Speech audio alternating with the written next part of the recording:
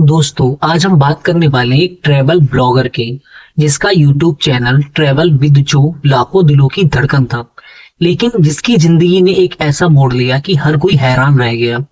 ये कहानी है जासूस धोखे और पाकिस्तान की खुफिया एजेंसी आईएसआई के साथ गहरे रिश्तों की।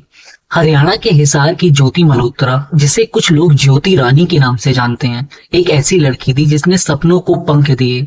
गुरुग्राम की एक प्राइवेट कंपनी में नौकरी करती थी, लेकिन 2020 की महामारी ने उसकी नौकरी छीन ली। फिर क्या, ज्योति ने हार नहीं मानी और बन गई एक ट्रैवल ब्लॉगर।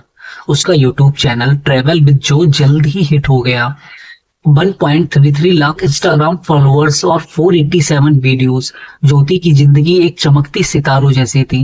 वो दुनिया घूमती थी, वीडियो बनाती थी और अपने फैंस को विदेशी गलियों की सैर करवाती थी। थाईलैंड, दुबई, भूटान, नेपाल और यहाँ तक कि पाकिस्तान तक उसके ब्लॉग्स में जिंदगी के रंग बिखरे हुए थे। जब ज्योति ने पाकिस्तान जाने का फैसला किया, वीजा के लिए वो दिल्ली से पाकिस्तान के हाई कमीशन पहुंची।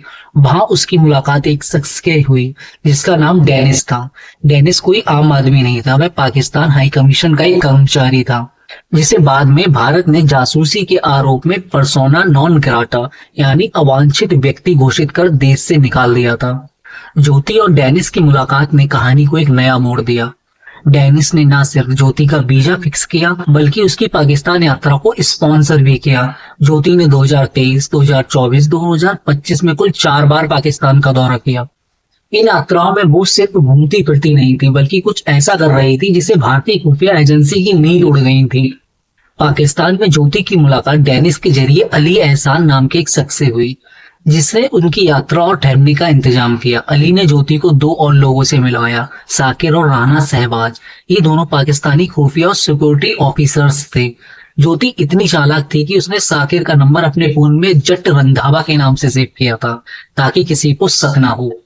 ज्योति वापस भारत लौटी, लेकिन उसका संपर्क इन लोगों से टूटा नहीं। वह व्हाट्सएप, स्नैपचैट और टेलीग्राम जैसे इनक्रिप्टेड एप्स के जरिए लगातार इनके टच में रही। पुलिस के मुताबिक ज्योति ने भारत की संवेदनशील जानकारी, खासकर ऑपरेशन सिंदूर के दौरान ब्लैकआउट की डिटेल्स पाकिस्तान को लीक की।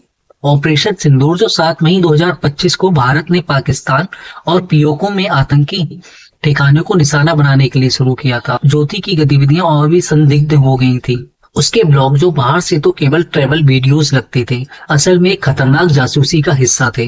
राजस्थान के थार रेगिस्तान से लेकर अटारी बॉर्डर तक ज्योति ने अपने वीडियोस में भारतीय सेना की तैनाती, इलाकों की कमजोरियां और संभावित घुसपैठ के रास्तों की जानकारी दी। वो गांव वालों से सवाल पूछती थी, जैसे क्या आपके रिश्तेदार पाकिस्तान में हैं? पाकिस्तान की तारीफ करती, ताकि उसकी वीडियोस में एक सच नेगेटिव बनाया जा सके। ज्योति की कहानी में सिर्फ जासूसी का नहीं, बल्कि हनी ट्रैप का भी जिक्र है।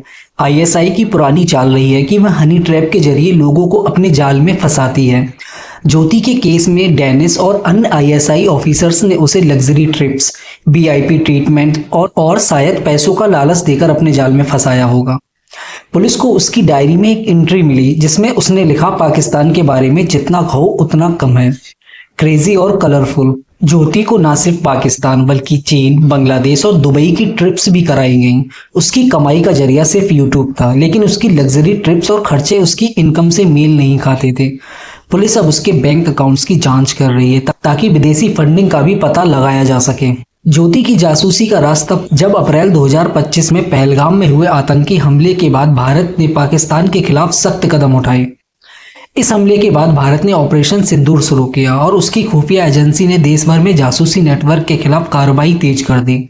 ज्योति पहले से ही भारतीय एजेंसियों की रडार पर थी, क्योंकि उसकी बार बार पाकिस्तान यात्राएं और संदिग्ध गतिविधियां सब पैदा कर रही थी। 16 मई 2025 को हिसार पुलिस ने ज्योति को न्यू अग्रसेन एक्सटेंशन से गिरफ्तार किया। उसके 3 मोबाइल फोन, 1 लैपटॉप और कई सिम कार्ड जब्त किए गए। फॉरेंसिक जांच में पता चला कि उसने कई पाकिस्तानी नंबरों से चैट की थी और कुछ कॉन्टैक्ट को फर्जी नामों से सेव किया था।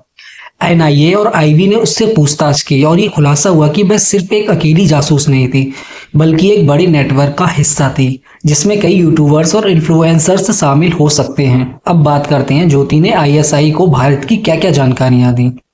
उसने भारतीय सेना की तैनाती, बॉर्डर की कमजोरियां और ऑपरेशन सिंदूर के दौरान ब्लैकआउट की डिटेल्स भी साझा की। अपने ब्लॉग्स में पाकिस्तान को सकारात्मक दिखाने की कोशिश की, जैसे Indian girl in Pakistan, Indian girl exploring Lahore जैसी वीडियोस बनाकर। गांव वालों से सवाल पूछकर और पाकिस्तान की तारीफ करके उसने आईएसआई के लिए प्रोपेगेंडा फैलाने की कोशिश की। पुलिस को ज्योति के पकड़ने की सबसे बड़ी वजह ये थी कि वह 4 बार पाकिस्तान गई, एक बार चीन और कई अन्य देशों की यात्राएं की, जो इसकी इनकम से के फोन और लैपटॉप से मिले इनक्रप्टेड चैट। ज्योति के खिलाफ 16 मई 2025 को हिसार के सिविल लाइंस पुलिस स्टेशन में एफआईआर दर्ज की गई। उस पर ऑफिशियल सीक्रेट एक्ट 1923 की धारा 3 और 5 और भारतीय न्याय संहिता यानी बीएनएस की धारा 152 के तहत केस दर्ज हुआ है। इन धाराओं के तहत अगर दोषी पाई गई तो उसे 3 साल से लेकर उम्र कैद तक की सजा हो सकती है। उसकी 5 दिन की पुलिस कस्टडी 22 मई 2025 को खत्म हो रही है और अब उसे हिसार कोर्ट में पेश किया जाएगा।